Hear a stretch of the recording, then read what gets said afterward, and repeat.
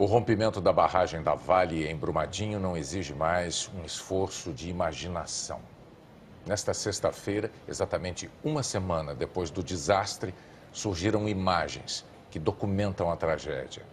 Câmeras instaladas em equipamentos da Vale registraram o colapso da barragem e o avanço avassalador da lama sobre pessoas, sobre construções, sobre veículos. O relógio da câmera marcava 12h, 28 minutos de sexta-feira, quando a barragem da mina Córrego do Feijão se rompeu.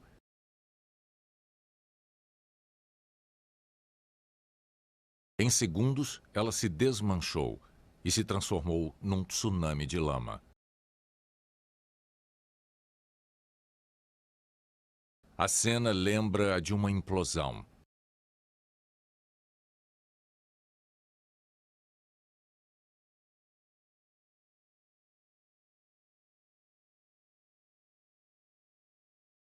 O que se nota primeiro é a redução repentina do nível da terra armazenada. Em seguida, a parte de baixo do paredão se abriu e a barragem se desfez num lamaçal caudaloso.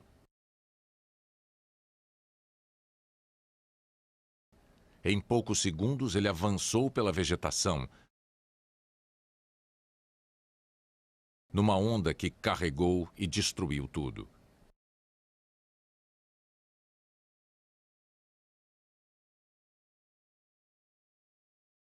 Com a imagem ampliada, é possível notar que, no momento do colapso, havia algumas pessoas sobre o gramado que recobria a barragem, bem no caminho da lama. O chão cedeu quando elas tentavam fugir. A maioria desapareceu da cena. Outras pessoas que estavam no canto direito da barragem aparentemente escaparam. Essa outra ampliação mostra a onda arrastando tudo e chegando às instalações da Vale. A lama atingiu galpões que ficavam no caminho. Pessoas que estavam numa estrada correram, mas acabaram soterradas.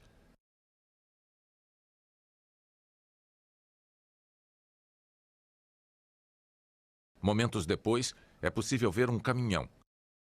E a lama continuou a escoar do local onde ficava a barragem.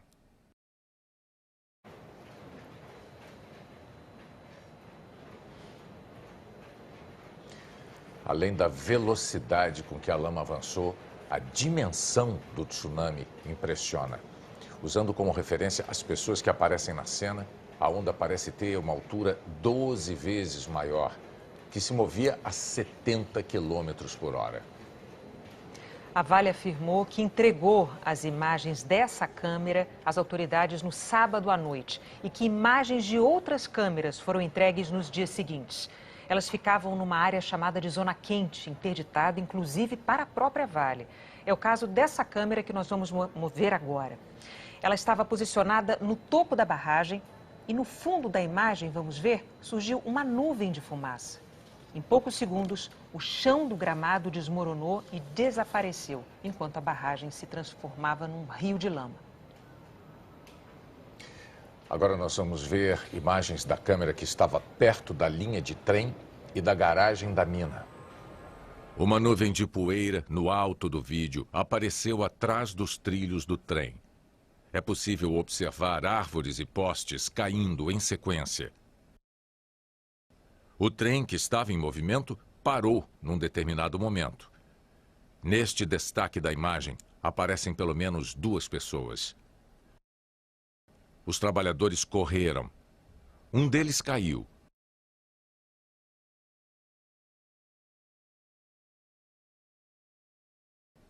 Depois voltou e entrou numa picape. A cena é de puro desespero. O veículo se movimenta ora para um lado, ora para outro. É claramente uma situação em que não se vê uma saída. Ela não existe.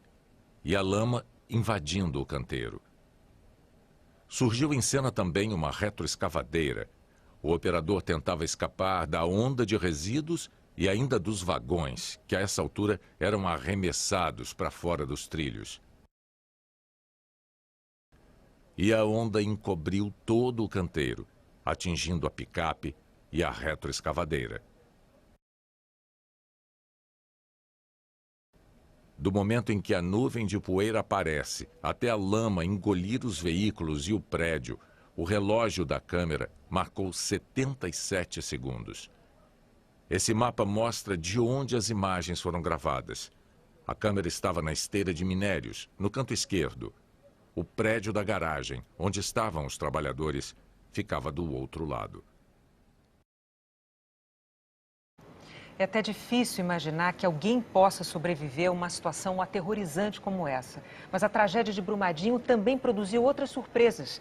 As pessoas desesperadas dentro daquela picape e no controle da retroescavadeira se salvaram. O homem, bem no caminho da lama, conseguiu escapar. No depoimento à Polícia Civil, ele disse que machucou o braço e os 2 joelhos e que está muito abalado. Sebastião Gomes é operador mantenedor de saneamento e trabalhava na mina do Feijão em Brumadinho, cuidando do tratamento de água. E conta que técnicos da Vale afirmavam aos funcionários, em reuniões de emergência, que não havia risco de a barragem romper. Mas ele e colegas de trabalho desconfiavam que isso poderia acontecer. No vídeo, ele diz que ficava assustado com os drenos da barragem, de onde saía água dia e noite. Sebastião contou ainda que quando a barragem arrebentou, achou que o estrondo era o barulho de um pneu de caminhão de grande porte estourando. Eu achei que não fosse a barragem que estivesse explodindo, achei que fosse um caminhão, um pneu gigante que a gente tivesse estourado. Quando a gente ameaçou ir lá para ver o que era, que tinha muita gente gritando, né? Aí nós demos o primeiro passo para ir, mas fomos barrados pelo segundo estrondo, que foi muito maior, parece que foi muito maior que o primeiro. Aí já eram os vagões vindo em nossa direção, com vários estrondos, né? Que parece que os estrondos eram os vagões batendo no outro. Aquele monte de vagão vindo nessa direção. Ele viu uma imensa nuvem de poeira e vários vagões carregados de minério que estavam vindo em direção a ele. Só aí entendeu o que tinha acontecido. Um colega correu para um caminhão e gritou para ele ir para a caminhonete branca, onde outro amigo estava tentando fugir. A caminhonete foi atingida em cheio pela onda de lama. Sebastião e o amigo Elias viram com desespero uma locomotiva vindo em direção ao carro e eles começaram a rezar. Para Sebastião, essa locomotiva é o que salvou a vida dos 2. Ela foi empurrada pela lama para debaixo da caminhonete, que foi jogada para cima e não foi encoberta. Quando a onda passou, ele usou o rádio para pedir socorro. Todas as faixas da frequência estavam congestionadas com pedidos de ajuda. Em seguida, quando nós queríamos saber o que era, foi quando nós tivemos a percepção que a barragem, que alguma coisa estava errada, que aí seria a barragem que tinha estourado, né? Foi quando nós vimos uma coluna de lama de terra, mais ou menos, sei lá, uns 3, 4 metros de altura, não sei, sabe? Abraçando a gente. O homem que escapou quase que por milagre dessa tragédia humana, que já é considerada pelo Corpo de Bombeiros como a mais grave da história em Minas Gerais, encerrou o depoimento pedindo que as causas do rompimento da barragem da Mina do Feijão sejam esclarecidas e que os peritos avaliem se explosões de minas adjacentes influenciaram na ruptura da barragem 1 da Vale. Um documento sobre possíveis situações de emergência que a Vale entregou a autoridades já previa que um rompimento da barragem destruiria áreas como a do refeitório e a sede da empresa em Brumadinho. As imagens gravadas pelos funcionários que trabalhavam numa área mais distante da barragem que se rompeu mostram o desespero na hora da tragédia. Misericórdia, meu Deus do céu! Ô, meu pai! Nosso amigo, gente. Reportagem da Folha de São Paulo afirma que a Vale já sabia que um eventual rompimento da barragem destruiria as áreas industriais da mina de córrego do Feijão, incluindo o restaurante e a sede da unidade, onde estavam muitas pessoas que morreram ou desapareceram. A informação consta do plano de emergência da barragem de 18 de abril de 2018. A Rede Globo confirmou as informações. O documento que prevê os danos em caso de rompimento é o Plano de Ações Emergenciais. O mapa da inundação está no anexo A. No caso da barragem de Brumadinho, previa que a lama chegaria a 65 quilômetros da barragem. O plano previa que diferentes mecanismos de comunicação seriam utilizados, com o uso de acionamentos sonoros. A Vale afirmou que o plano de ações emergenciais foi elaborado com base em um estudo de ruptura hipotética que definiu a mancha de inundação, que a estrutura tinha sistema de vídeo monitoramento, sistema de alerta por sirenes, que elas tinham sido testadas. E também havia feito o cadastramento da população abaixo da barragem. A Vale declarou também que fez uma simulação em junho do ano passado sob a coordenação das defesas civis e um treinamento interno com os funcionários em outubro. Por fim, a mineradora citou que protocolou os planos nas defesas civis federal, estadual e municipal entre junho e setembro do ano passado. Ainda de acordo com a mineradora, a barragem passava por inspeções quinzenais, que não detectaram nenhuma alteração na estrutura. O presidente da Vale, Fábio Schwartzman, admitiu ontem que as sirenes não funcionaram.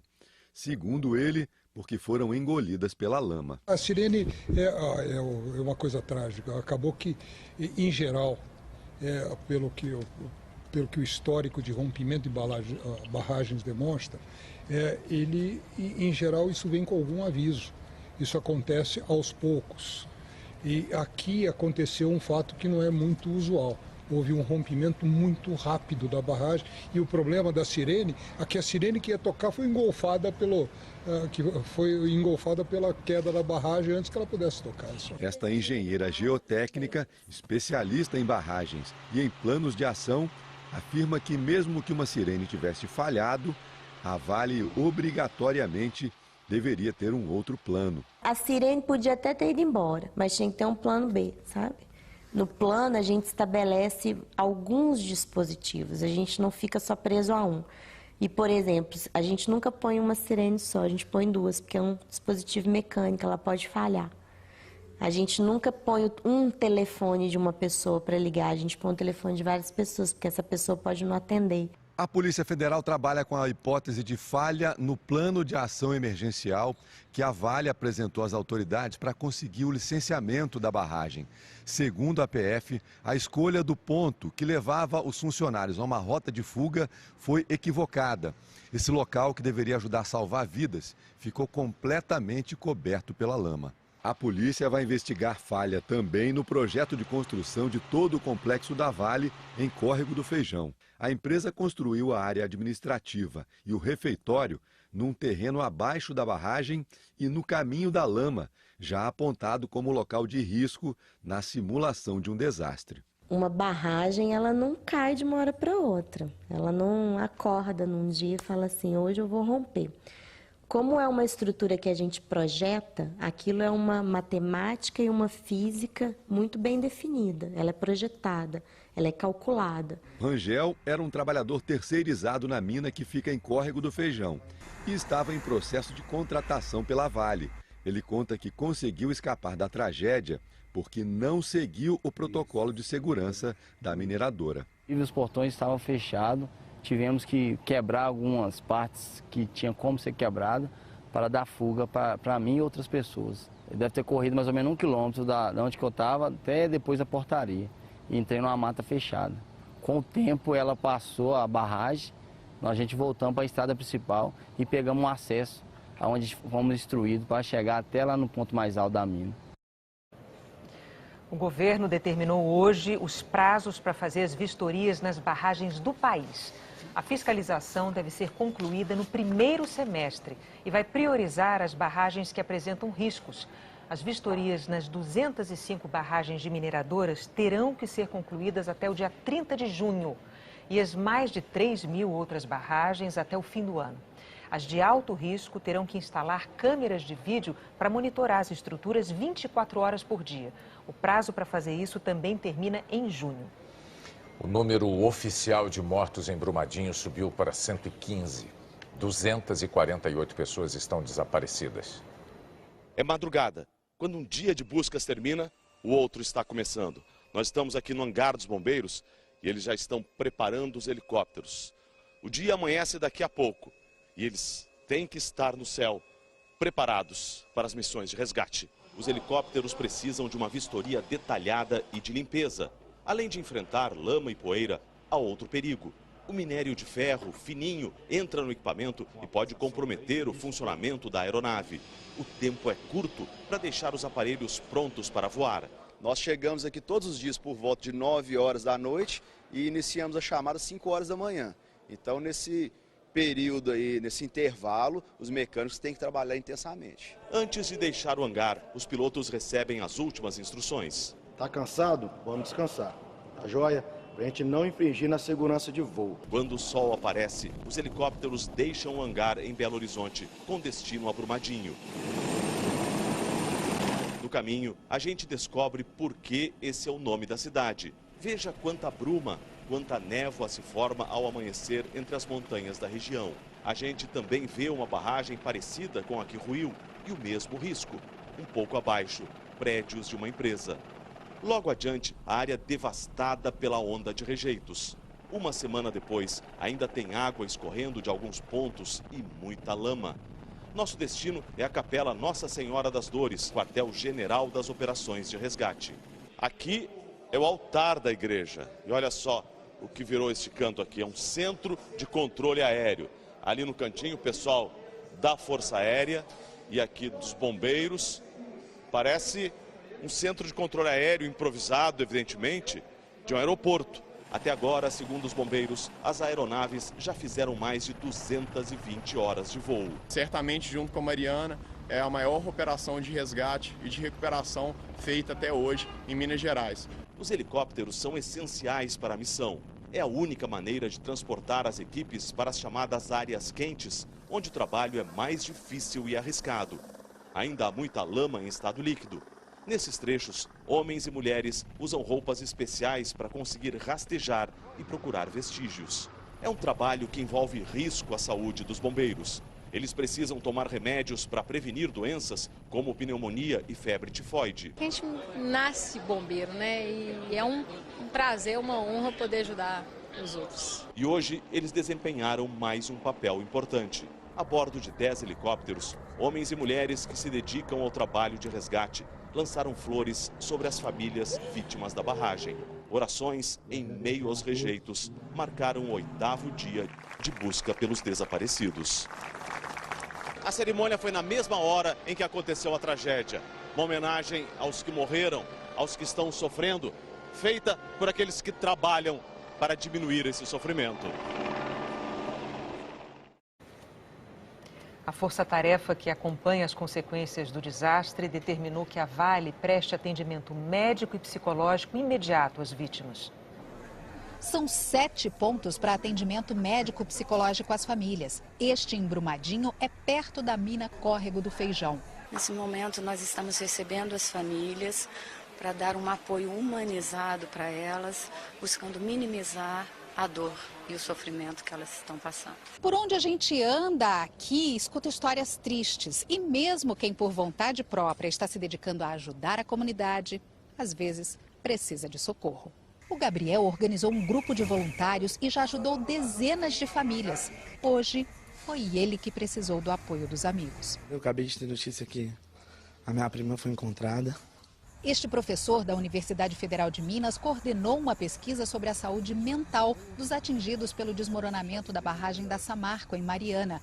Ele conta que os casos de depressão, transtornos de ansiedade e estresse pós-traumático são recorrentes, mesmo 3 anos depois daquela tragédia. Na avaliação do psiquiatra, a situação das vítimas de Brumadinho é ainda mais preocupante. Pelo número de pessoas que vão ser atingidas. Porque quando a gente fala de família, nós estamos falando de pelo menos 3, 4 pessoas que vão estar sendo implicadas naquele acidente e não mais uma pessoa só que estava exposta àquilo, né? Rangel estava numa área ao lado do refeitório quando a barragem rompeu. Ele e muitos colegas escaparam correndo pela mata. A imagem que não sai da cabeça foi gravada por um dos amigos. Nossos amigos! Veio uma lama de mais ou menos 10 metros de altura e uma fumaça, uma poeira no caso, e aí eu corri. Eu não posso olhar para trás, eu tenho que correr. Eu posso morrer, mas vou morrer lutando. Vou correr até o final. E agora pensem como vai ser daqui para frente. Não tem força nem para varrer um terreiro, então desânimo total. Então, assim, é uma coisa que vai mexer com a minha vida pro resto da vida. Foi muito triste. Só quem estava lá sabe o que aconteceu. Foi cenário de guerra. Nossos amigos. A Vale declarou que, por iniciativa da própria empresa, disponibiliza psicólogos e assistentes sociais desde o dia da tragédia. A Prefeitura de Pará de Minas criou um comitê de crise para avaliar as consequências dos rejeitos de minério no rio Paraupeba. A cidade foi a primeira a ter o abastecimento afetado pela lama. Mãos nos registros. Desde que soube da possível chegada de rejeitos da barragem de Brumadinho, Dona Cleia resolveu se prevenir. Fechei os registros de medo da contaminação, da lama contaminar a água da minha caixa. Mas a água que está chegando à casa dos cerca de 100 mil habitantes de Pará de Minas não está vindo do Paraupeba. Hoje a cidade está sendo abastecida por 2 ribeirões e 16 poços artesianos. Há 3 dias, a Vale trabalha na instalação de barreiras de contenção para evitar que os sedimentos cheguem à captação de água no rio Paraupeba. A cidade de Pará de Minas fica a cerca de 90 quilômetros do ponto onde a lama atingiu o rio. A previsão da Vale é que os técnicos instalem 3 linhas de barreiras flutuantes. 2 delas vão ficar antes do ponto onde a Companhia de Abastecimento de Pará de Minas capta a água do rio Paraupeba. A terceira, que já está pronta, impede que os rejeitos cheguem à tubulação e às bombas de captação. As barreiras têm correntes metálicas nas laterais e pesos de chumbo na parte inferior, para manter as membranas esticadas até o fundo do rio. O objetivo é que esta espécie de filtro evite que os rejeitos sólidos, como argila e matéria orgânica, que provocam turbidez e alteram a transparência da água, sigam pelo rio. Periodicamente, técnicos vão limpar os resíduos acumulados nas membranas. As barreiras também vão impedir que o rejeito chegue à usina hidrelétrica de Retiro Baixo, em Pompéu, e à usina de Três Marias, na bacia do São Francisco. A instalação deve terminar no começo da próxima semana. A empresa responsável pelo abastecimento de Pará de Minas estuda a possibilidade de pedir ajuda a municípios vizinhos, caso a água do rio Paraupeba fique imprópria para consumo por um tempo prolongado. Itaúna, por exemplo, a cerca de 30 quilômetros, capta água de outras fontes e poderia ajudar com carros-pipa.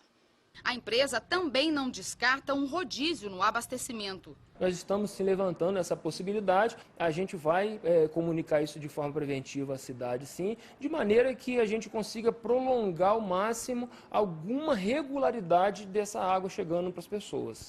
A ordem é economizar. E Dona Eunice, mesmo nas plantas, usa a água de forma consciente. Um momento difícil, a contaminação da água, nós não sabemos o que vai acontecer depois, que a gente vai precisar de economizar mais ainda do que estamos agora.